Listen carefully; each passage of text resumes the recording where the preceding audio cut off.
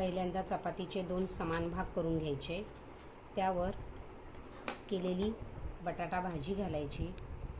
त्यानंतर टेस्टसाठी काळा मसाला,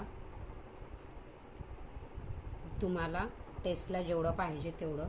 त्यानंतर आणखी हे पूर्ण पसरवायचं, हे पूर्ण चपातीवर असं पसरवून घ्यायचं आणि त्याला आणखीन थोडंसं टेस्ट येण्यासाठी तुम्ही ऑरिगॅनो मसाला घालू शकता, जे आपण पिझ्झासाठी यूज करू शकतो। त्यानंतर मुलांच्या आवडीचं मेयोनीज थोडं घालू शकता, पाहू शकता तुम्ही।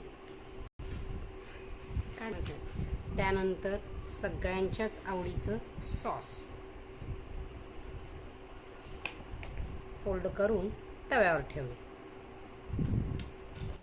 ठेवायचं आणि वरून तुम्ही त्याला टेस्ट येण्यासाठी बटर लावू शकता।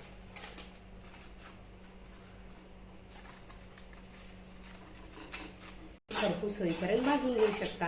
हे बघा, मी आधी घातलेले हे असे झाले आणि अतिशय नाश्ता, अति गरम गरम टेस्टी नाश्ता।